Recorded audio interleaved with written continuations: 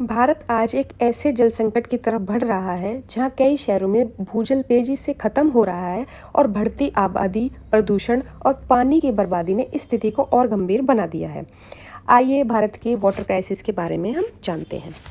पहले हम इंडिया के जो वाटर से संबंधित फैक्ट्स हैं उनको देख लेते हैं। ठीक है, जो वाटर है, हमारे नीति आयोग के जो गोल्स हैं, सस्टेनेबल डेवलपमेंट गोल्स, उनके नंबर 6 पे आता है। ठीक है, SDG 6 पे आता है।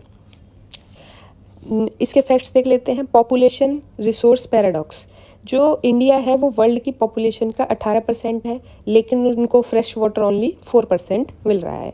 सेकंड है, जो प्रति व्यक्ति जल उपलब्धता है वो 1947 में तो 5000 घन मीटर थी, लेकिन आज केवल 1400 घन मीटर हमें पानी मिल रहा है। आप देख सकते हैं कि कितना डिक्रीज हुआ है पर पर्सन अवेलेबिलिटी। ठीक है, नेक्स्ट है हमारा जो हमारी रेनफॉल हो रही है, वर्षण और उपयोगिता, कि जो वर्षा का जल हमें कितना मिल रहा है और हम उसका कितना उपयोग कर पा रहे हैं।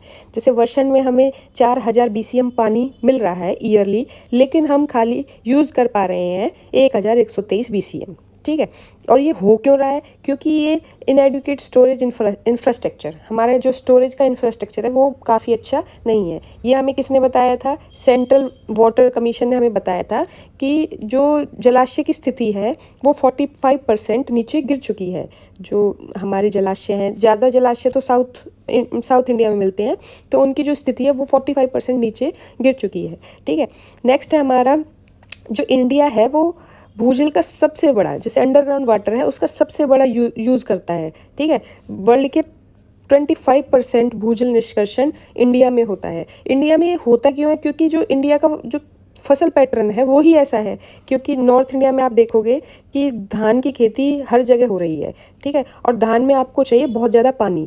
पानी मिलता कहाँ से है? वो आपका अंडरग्राउंड वाटर का ही यूज़ करते हैं, फ्रेश वाटर का।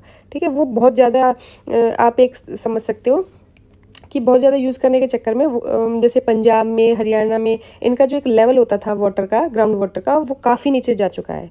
ठीक है, ये जो फैक्ट बताए हैं इनका कारण क्या है? इतना ऊपर नीचे फैक्ट होने का कारण क्या है? ठीक है, अधिक जल की खपत वाली फसलें इंडिया में यूज़ करी जाती हैं, इसलिए शहरीकरण और नियोजन की वजह से भी जो ग्राउंड वाटर है वो नीचे जा रहा है। क्योंकि जब सीमेंटेड सब चीज़ हो जाती है तो जो वाटर का वर्षा का पानी होता है वो रिस कर नीचे नहीं जा पाता है। इसीलिए शहरीकरण नियोजन की वजह से भी ग्राउंड वाटर में कमी आ रही है। जलवायु परिवर्तन की वजह से हमारे जो वर्षा का पैटर्न है वही बदल जाता है।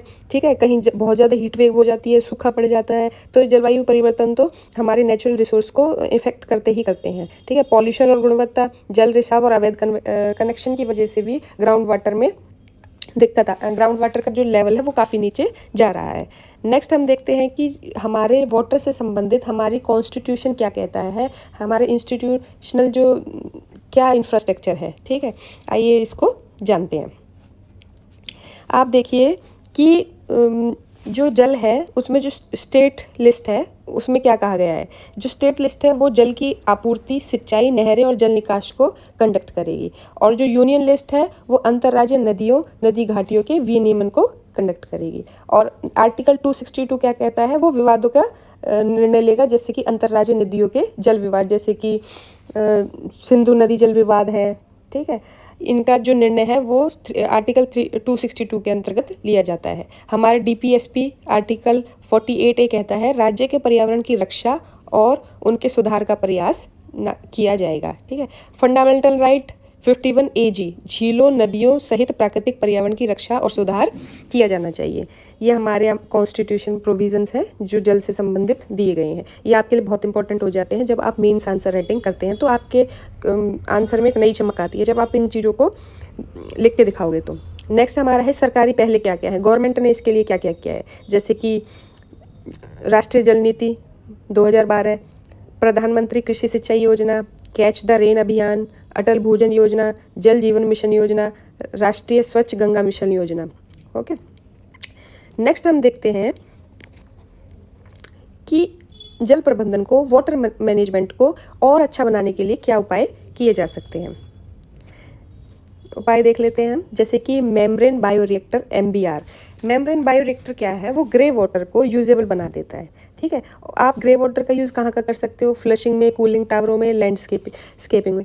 अच्छा, ग्रे वाटर होता क्या है, ग्रे वाटर होता है जैसे कि किचन का, ठीक है, और नहाने वाला पानी और कपड़े धोने वाला पानी, ये सारा पानी जो होता है हमारा ग्रे वाटर होता है। इसका यूज़ मेम्ब्रेन बायोरिएक्टर द्वारा इसको यूजेबल बना के फ्लशिंग और कूलिंग वाटर इनमें किया जा सकता है। ठीक है, इनमें अगर ग्रे वाटर का यूज़ ना करके अगर सीधा डायरेक्ट फ्रेश वाटर का यूज़ करते हैं तो वो हमारे फ्रेश वाटर को की खपत ज़्यादा हो जाती है, बढ़ जाती है। ठीक है, इसीलिए ग्रे वाटर को रीयूजेबल बना देना चाहिए। और ग्रे वाटर को आप विद्युत संयंत्र और उद्योगों को भी बेच सकते हैं, क्योंकि हमारी इलेक्ट्रिसिटी जनरेट करने के लिए भी बहुत सारा वाटर ज़रूरत होता है। उससे फ्रेश वाटर यूज़ करने से अच्छा है कि आप ग्रे वाटर को रीयूजेबल बना दो। ठीक है, जल संचय जन भागीदारी, अगर मतलब कि हर इंसान को अपनी रिस्पॉन्सिबिलिटी समझना चाहिए कि वाटर को ऐसे वेस्ट नहीं करना चाहिए। तो जैसे हर जन को क्या करना चाहिए भाई, check dam, recharge shaft, borewell, injection system जो गवर्नमेंट ने चलाए हैं, इनको मजबूत बनाने के लिए अपना भागीदारी देनी चाहिए। पर ड्रॉप मोर क्रॉप, इसमें यह है कि आपको ऐसी फसल उगानी चाहिए जिसमें वाटर की कम वाटर में ज़्यादा क्रॉप हो सके। ठीक है, स्मार्ट जल प्रबंधन से भी वाटर मैनेजमेंट अच्छा किया जा सकता है। ये हमारा पूरा वाटर से संबंधित लेक्चर हुआ। ऐसे ही लेक्चर